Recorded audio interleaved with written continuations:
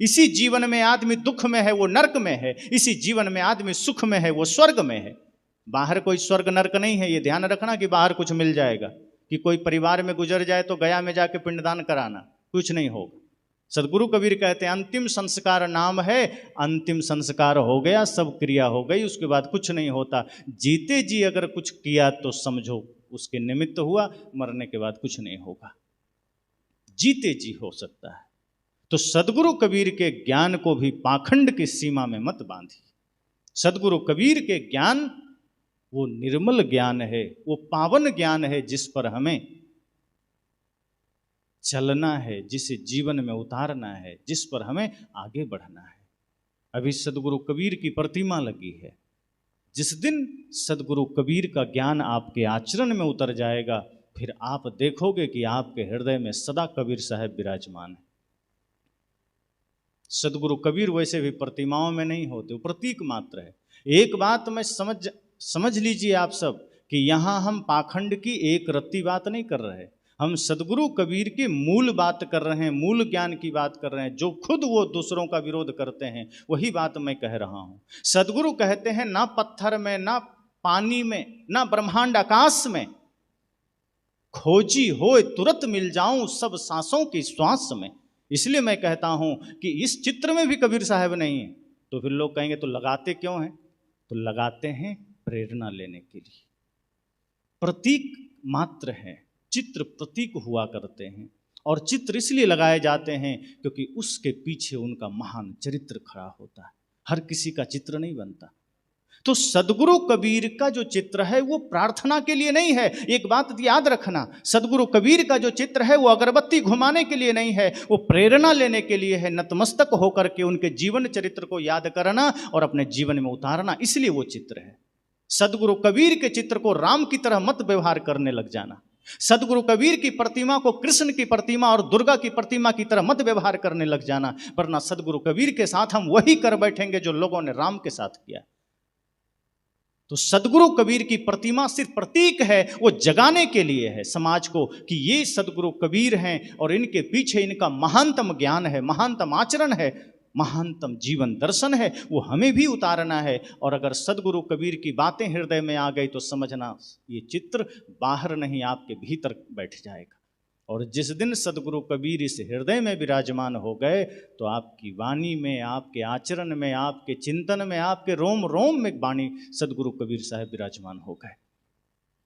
तो आपको निर्णय करना है कि कबीर को भी राम की तरह ही बनाना है, वैसे ही भगवान बनाकर अलग कर देना है, या फिर उनके बताए मार्ग पर चल करके सत्य को जानना है। सदगुरु कबीर कहते थे कि मुझे भगवान मत बना देना, बल्कि, और सरलता होती है, ईमानदारी की बात बताऊं, किसी महापुरुष को भगवान बनाने में आदमी अपनी सरलता खोजता है। अगर हम उसे साधारण मनुष्य में ही महानतम प्रयास करने वाला समझेंगे कि नहीं हमारे आपके तरह वो भी मनुष्य थे, साधना करके महान हो गए, तो हम पर भी जिम्मेदारी आएगी कि तुम भी करो। लेकिन हम भगवान घोषित कर देते हैं, फिर हम कहते हैं अरे भाई हम तो बड़े छोटे लोग हैं, हम तो साधारण मनुष्य हैं, वो तो महान भगवान है, हम वैसा कहाँ बन सकते हैं, और हम पीछे हट लेते हैं। फिर अगर अब नशा कर रहे हो, कोई कहता है अरे नशा छोड़ो, अरे छोड़ो, कबीर साहब तो भगवान थे, हम लोग साधारण इंसान तो नशा करेंगे, हम तो चाय पिएंगे, बीड़ी पिएंगे, हमसे तो भूल होगी, हमसे तो पाप होगा। हम इसलिए महापुरुषों को भगवान बना के मंदिर बना देते हैं, ताले लगा देते हैं। अब भगवान हम उनको बता रहे हैं कि कबीर भगवान है, बुद्ध भगवान है, राम भगवान है, और ताला हम लगाए बैठे हैं। वो भगवान है कि आपके ताले के अंदर भगवान बैठा है, मालिक कौन वो? ये मजाक हम कबीर साहब के साथ भी कर रहे हैं। जो राम के साथ हो रहा है वो हम कबीर साहब के साथ कर रहे हैं, वो हम बुद्ध के साथ कर रहे हैं। महाबोधि मंदिर जब मैं गया तो मैं देखा कि जिस तरह से लोग मनोकामना राम के मंदिर में जाकर मांगते हैं, वही मनोकामना भगवान बुद्ध के मंदिर में मांग रहे हैं। जो मनोकामना कृष्ण के मंदिर में मांगा जाता है, वही मनोकामना लोग कबीर साहब के मंदिर में मांग रहे हैं। अब पाखंड वही है, बस चित्र बदल गया। कहीं राम का मंदिर था, कहीं कृष्ण का था, उसके जगह में बुद्ध और कबीर के मंदिर हो गए, और हम वहीं पर भोग मांगने चले गए, मोक्ष मांगने चले गए।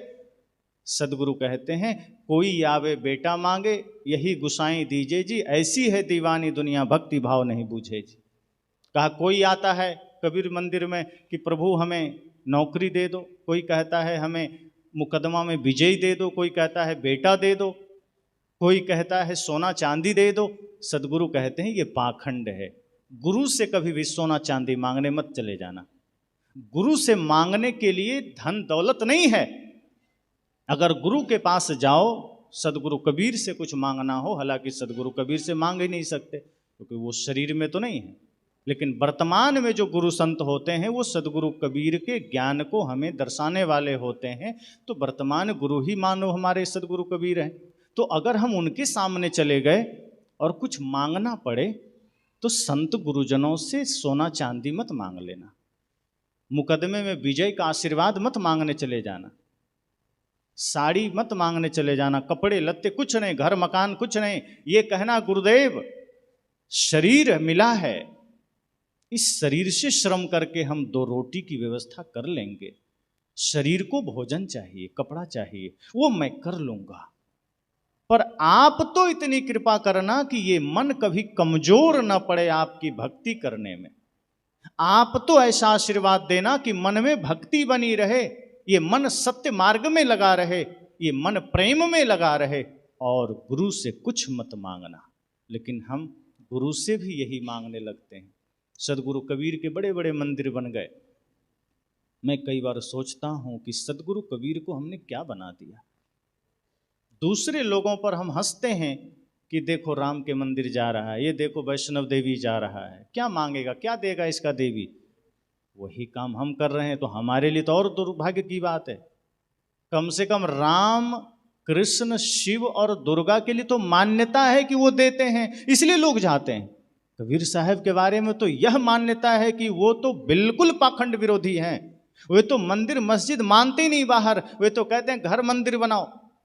ये बाहर मंदिर क्या करोगे बना के, घर को मंदिर बनाओ। वे तो बाहर के व्रत को भी नहीं मानते। जो लोग भूखे रहते हैं ना, सदगुरु कबीर कहते हैं पाखंड है, ढोंग है। अभी दुर्गा पूजा में लोग 9 दिन व्रत रहे, सदगुरु कहते हैं ये भी पाखंड है, कोई व्रत नहीं है। सच्चा व्रत है सत्य का पालन करना, सच्चा व्रत है मन को वश में करना, सच्चा व्रत है काम क्रोध लोभ मोह का त्याग करना। सदगुरु कहते हैं अगर सच्चा व्रत धारण करना है तो सत्य का पालन करो, इससे बड़ा व्रत और कुछ नहीं। वो भूखे रहने को व्रत नहीं मानते, पानी भी ना पीना इसको व्रत नहीं मानते। लेकिन दुर्भाग्य है कि आज हमने सदगुरु कबीर को उसी श्रेणी में खड़ा कर दिया है। जो सदगुरु कबीर हमें सत्य व्रत की प्रेरणा देते हैं, प्रेम व्रत की प्रेरणा देते हैं, समस्त विकारों के त्याग की प्रेरणा देते हैं, आज हमने भी उन्हें उसी श्रेणी में, उसी पाखंड, उसी आडंबर की श्रेणी में खड़ा कर दिया है। इसलिए इस मंच से मैं तो वही सत्य कहूंगा, मैं आपके मान्यताओं पर मरहम लगाने तो नहीं आया। अगर कहीं त्रुटि है तो मैं उसे कहने आया हूं कि सदगुरु कबीर के नाम पर, सदगुरु कबीर के लिए कम से कम पाखंड का कारण मत बन जाएगी। सदगुरु कबीर निर्भ्रांत ज्ञान देने वाले हैं। इस सृष्टि में बहुत भरमाने वाले लोग मिलेंगे, बहुत पाखंड करने वाले लोग मिलेंगे। यदा कदा कोई महान संत का आगमन होता है जो हमें पाखंड से बचाते हैं, जो हमें आडंबर से बचाते हैं। इसलिए हम सबका दायित्व है कि हम उन पाखंडों में न पड़ें। अब एक बात और ध्यान देना कि सदगुरु कबीर अगर हमें पाखंड से मुक्त करते हैं, इसका मतलब ये नहीं कि वो हमें अहंकारी बना देते हैं। सदगुरु कबीर अगर हमें पाखंड से मुक्त करते हैं तो हमें वे और गहरा प्रेमी बना देते हैं। क्योंकि जहां हम पाखंड में अगर किसी मंदिर से जुड़ गए तो हम आदमी में भगवान को देखना ही छोड़ देते हैं। जितने मंदिर जाने वाले लोग हैं ज़्यादातर, वो मंदिर में तो भगवान को देखते हैं लेकिन जीव जंतु में भगवान को नहीं देखते। जो कृष्ण में भगवान को देखते हैं या जो देवी दुर्गा में भगवती को देखते हैं, वो बकरी में नहीं देखते, इसलिए बकरी पर छुरी चला देते हैं। जो लोग राम में भगवान को देखते हैं वे फिर किसी जीव में भगवान को नहीं देखते। अगर राम में भगवान वो देखते और सच में दिख जाता तो उन्हें अपने भाई में भी भगवान नजर आते और भाई पर मुकदमा नहीं करते, जमीन के लिए झगड़ा नहीं करते।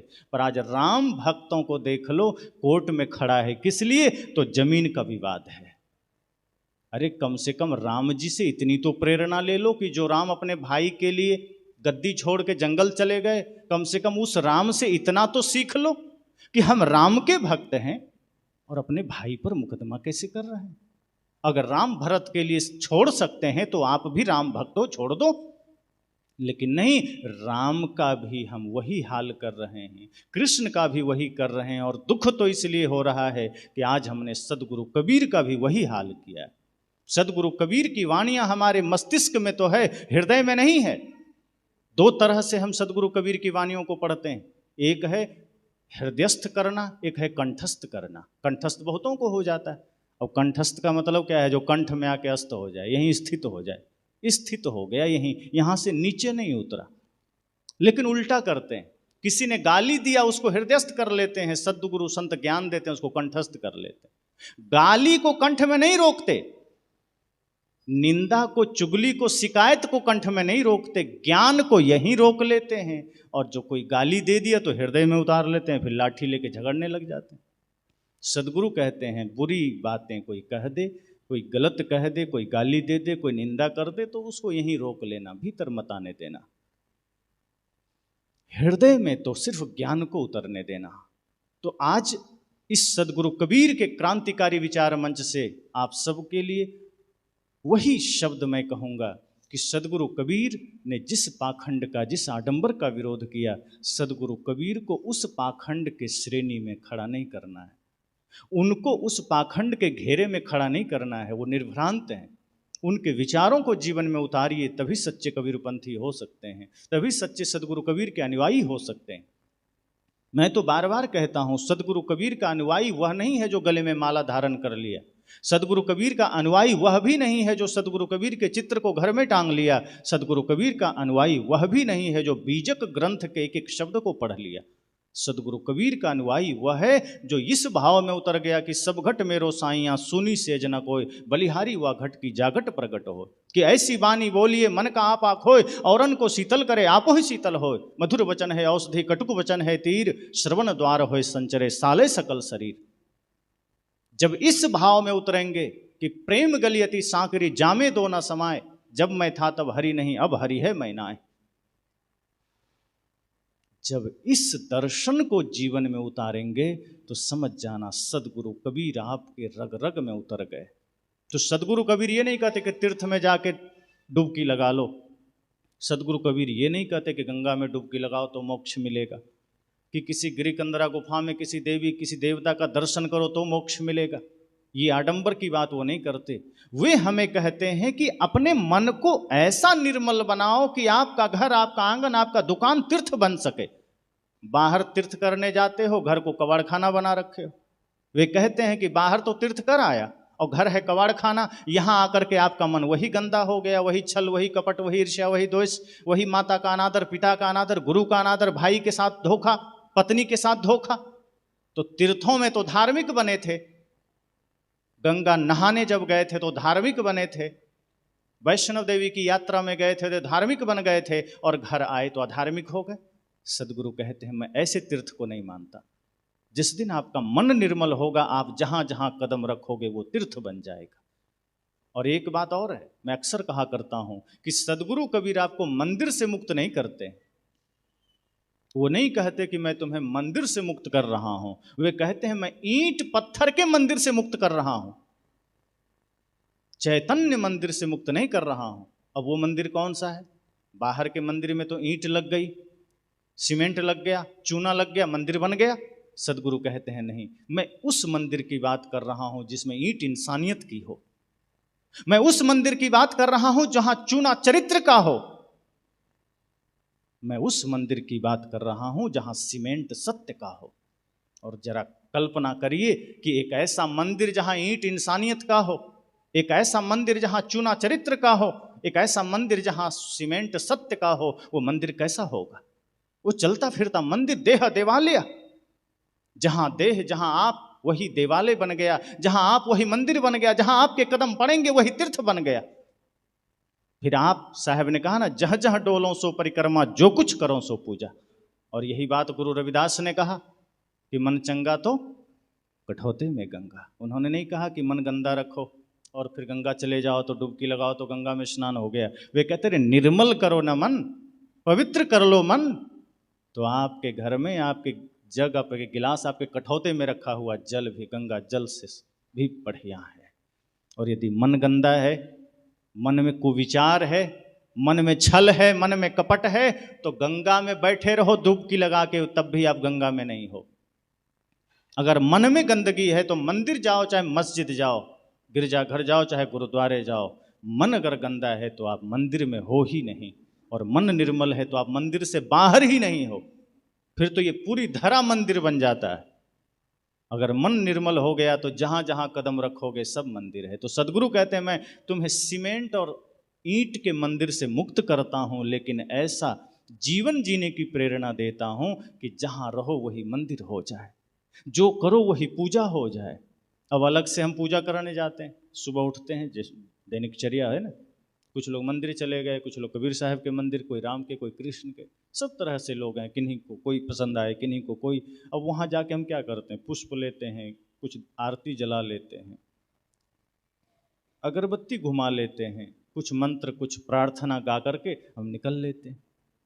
सदगुरु कहते हैं मैं इस मंदिर को इस तरीके से नहीं मानता। वे कहते हैं कि आपका कर्म इतना निर्मल हो जाए कि सिर्फ अगरबत्ती घुमाना पूजा ना रहे, आप अगर झाड़ू लगाओ इतनी निर्मलता से लगाओ, इतनी पवित्रता से लगाओ कि आपका झाड़ू लगाना पूजा बन जाए। आप अगर माता, आप भोजन बनाती हो तो अपनों के लिए भोजन बनाते हो, माता पिता सास ससुर पति पत्नी के लिए, तो आपका भोजन क्या है, खाना है। और कहीं भगवान के लिए बनाना पड़े, मंदिर में जाकर के, जिसको भोग कहते हैं, तब आप उसको प्रसाद समझ के बनाते हैं। सदगुरु कहते हैं यही तो मैं कह रहा हूँ कि अपने घर के लोगों के लिए वही परमात्मा का भाव करके बनाओ, अपने सास ससुर पति के लिए वही भाव करके बनाओ, तो आपका प्रतिदिन प्रतिपल वो भोजन प्रसाद बन जाएगा और वो आपका भोजन बनाना पूजा बन जाएगा। आप कभी एक मिनट के लिए मौका मिला, मंदिर गए तो तमेव माता च पिता तमेव बंधुश्च सखा कह दिए, और बाहर मंदिर से आए तो बेटे को गाली दे दिया, पत्नी को गाली दे दिया, नौकर को गाली दे दिया। कहते मंदिर में तुम थे कि कोई दूसरा था? वहाँ इस मुख में प्रार्थना के शब्द आ रहे थे, बड़े प्रेम भरे शब्द आ रहे थे, और मंदिर से बाहर निकले तो गालियां कहाँ से आ गई? इसका मतलब जो रहे करवा सो निकले टोटी। टंकी से तो वही निकलेगा जो टंकी में होगा। अगर टंकी में पानी भरा है तो टोटी खोलो, पानी निकलेगा, और टंकी में तेल भरा है तो तेल निकलेगा। तो अगर मंदिर में जाके इस मुख से प्रार्थना निकली है और घर में आए, बाजार में आए, लोगों के बीच आए तो गाली कहाँ से निकली? इसका मतलब यहाँ गाली भी इकट्ठा करके रखे हो, इसका मतलब यहाँ विकार भी संजो करके रखे हो।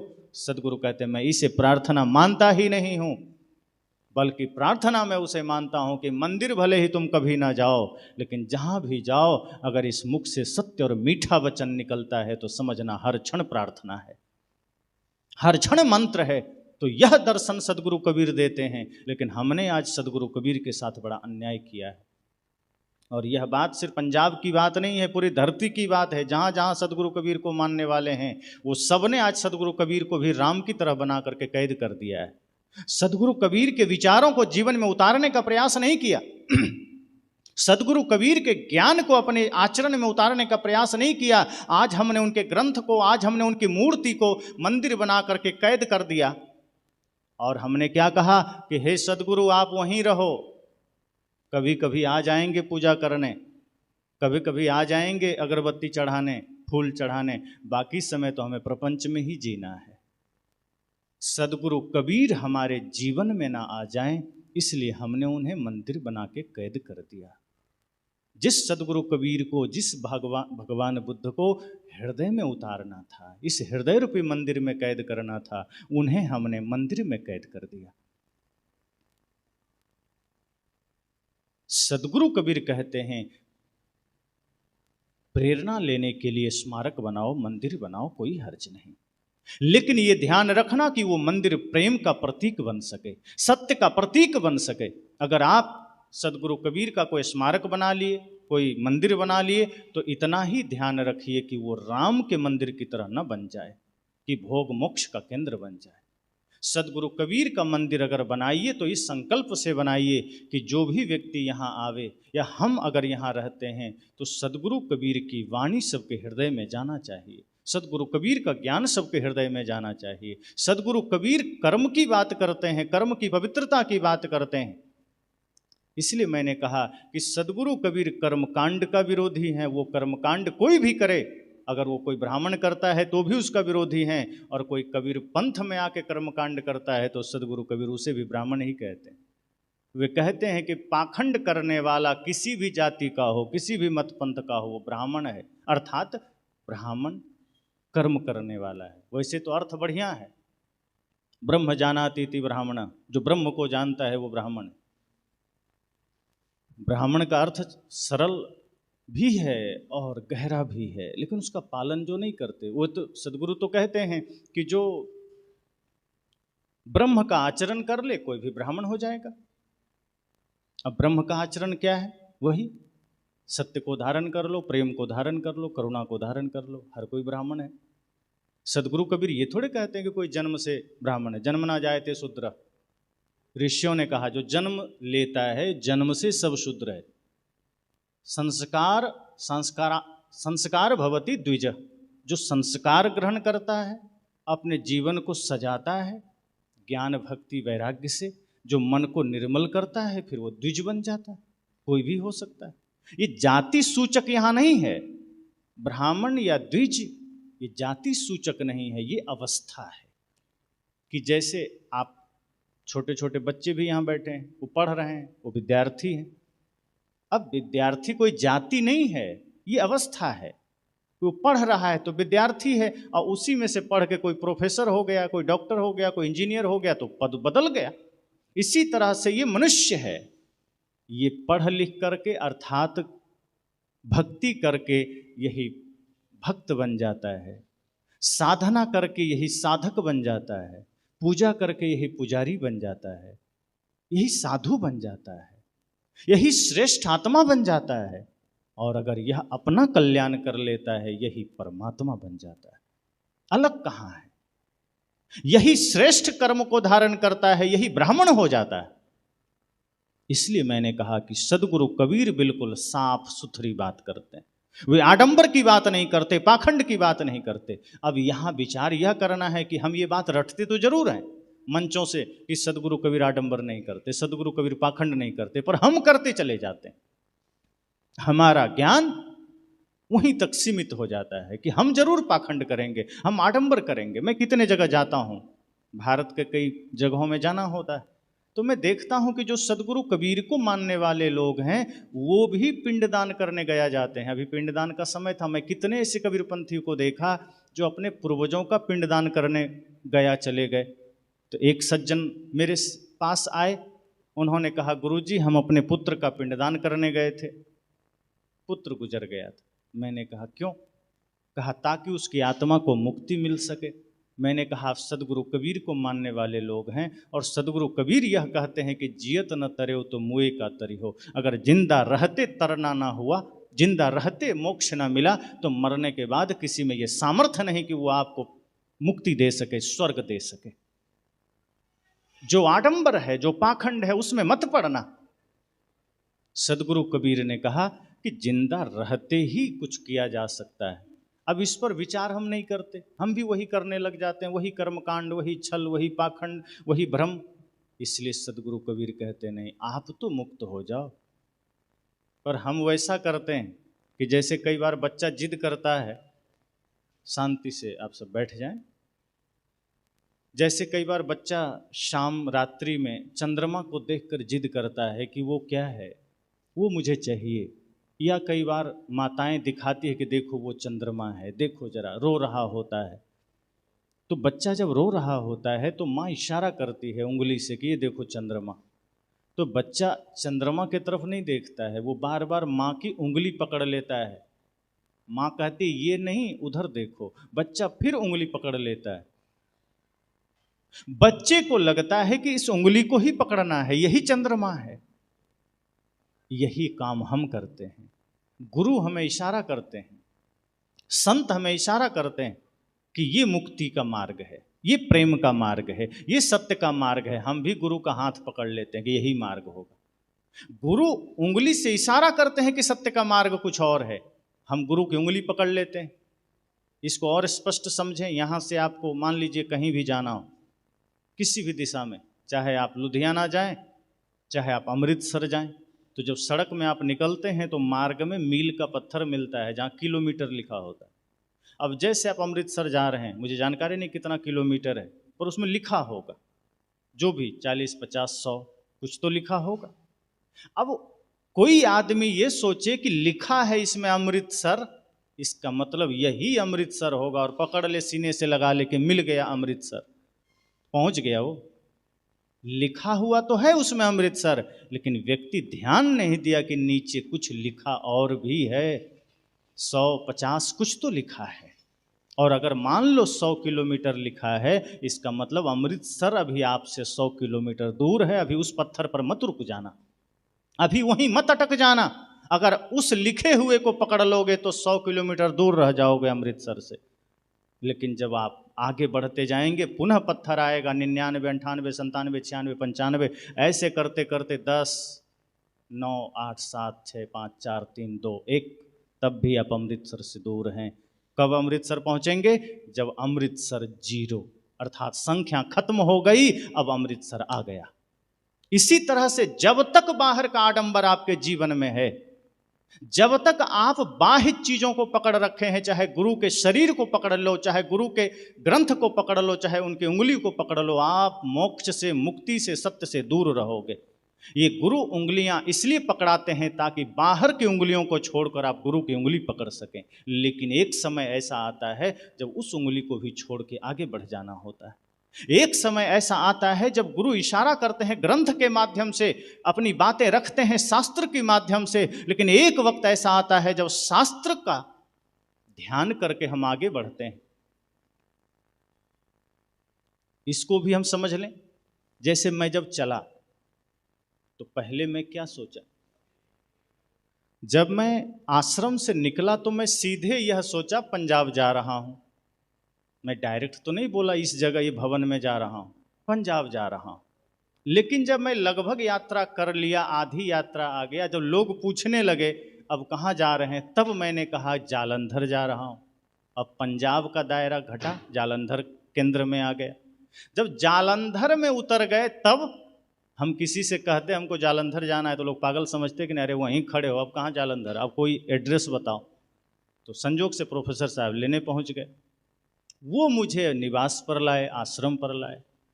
अब वहाँ से ये सत्संग स्थल पर हम आए। लेकिन जब चले थे तो मूल में क्या था, पंजाब। थोड़ा और आगे बढ़े तो एड्रेस फिर बदला, जालंधर। जालंधर में जब आ गए तो एड्रेस फिर बदल गया, जालंधर छूट गया, फिर कबीर भवन आ गया। कबीर भवन है ना, मैं वहाँ आ गया। यही तो जीवन में धर्म की यात्रा है। हमें गुरु शास्त्र पकड़ा दिए, हम जीवन भर पकड़े बैठ जाते हैं।